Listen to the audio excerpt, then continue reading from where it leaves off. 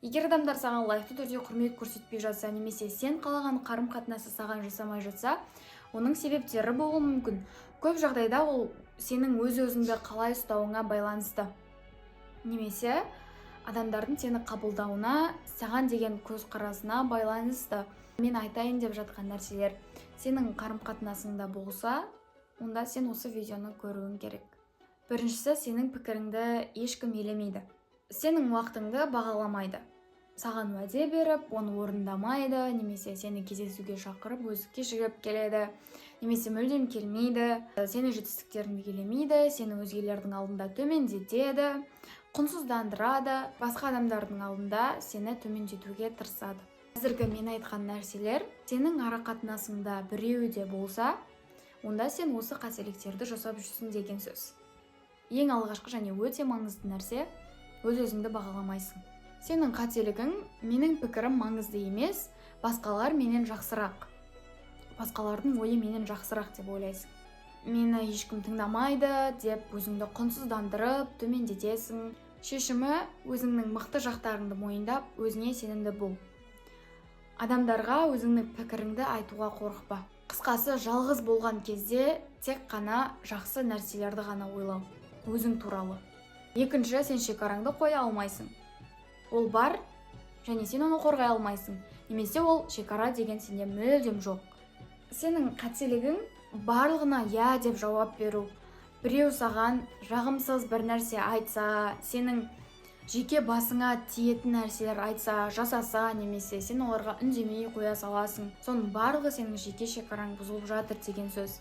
Қанша жаста болсаң да, өз шекараңды қайта тұрғызып шыға аласың. Ол үшін дәл қазір парақ пен қаламды алып, өзіңнің шекараларыңды тізбектеп жазып шығасың. Менің шекараларым, маған адамдар бұлай сөйлемеу керек, менімен бұлай қарым-қатынас жасамау керек, мен бұлай істемеуім керек, олар маған бұлай істемеу керек, олар маған мындай сөз айтпау керек деп барлығын, ол мүмкін 5, 10, 20, 30 бола ма, барлығын жазып шығасың.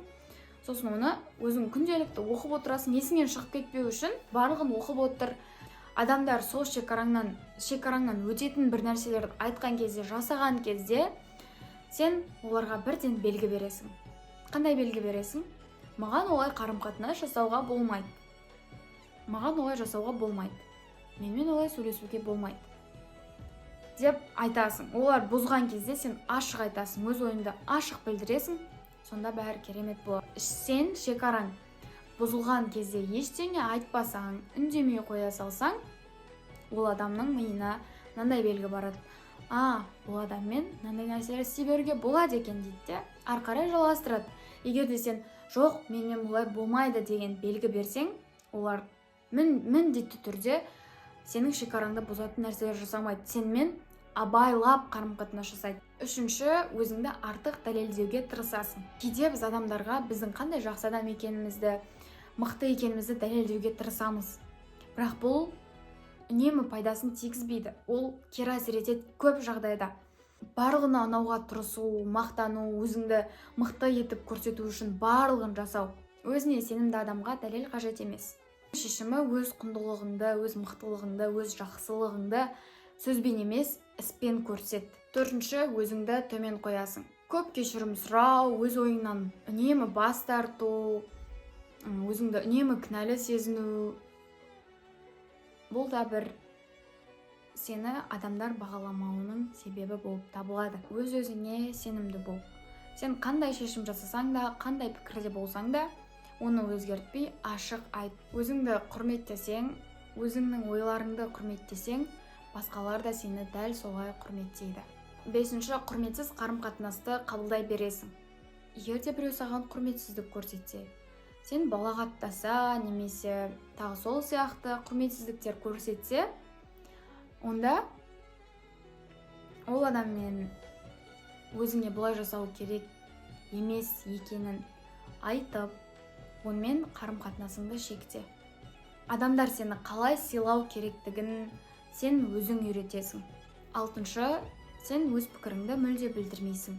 Мен де сонымен келісемін, маған бәрібір деген сөздерді көп айтасың. Оның мысалы, сен өз ортаңмен бір мейрамханаға тамақ ішуге келдіңдер. Сонда барлығы даяшы келіп сұрады, неге тапсырыс бересіз деп сізден сұрады. Сол кезде маған бәрібір, сендер не жейсіңдер, сендер жеген мен де жей салам дейсіз. Сізден 1 рет, 2 рет немесе 3 рет сұрайды. Содан соң келесі жолы сізден мүлде сұрамайды. Сіздің пікіріңізді елемейді. Адамдар сені лайықты түрде, сен қалағандай бағалауы үшін сен өз пікіріңді айтуың өте маңызды. Өз ойыңды айтудан қорықпа, сенің ойың барлығынан да маңызды. Және сен оны адамдарға көрсетсең тура солай, олар сені міндетті түрде бағалайтын болады. Егер осы айтқан 7 қателіктің біреуі сенің қарым-қатынасыңда болатын болса, онда бұл дұрыс емес деген сөз. Сен дұрыс емес жолда келе жатырсың деген сөз. Бұны дәл қазір мойындап, оны түзетпесең, әрі қарай жағдай шиеленісіп кетуі мүмкін. Осының барлығын қорытындылай келе саған айтарым, айналаңдағы адамдар сені бағалау үшін сен өзіңді бағалай білуің керек. Өз шекараңды сақта, өзіңе сенімді бол, ерекше тұлға бол. Сонда сен барлығына құрметті адам боласың. Тағы да айтайын, сен өзіңді қалай бағаласаң, қалай қабылдасаң, адамдар да сені тура солай қабылдап, тура солай бағалайды. Сондықтан өз-өзіңмен жұмыс жасауды тоқтатпа. Бұл жолда менің арнам саған көмектеседі деп ойлаймын. Егер де сен бағаламаудың тағы да қандай себептері бар екенін білсең, комментарийге жазып кет. Сау бол.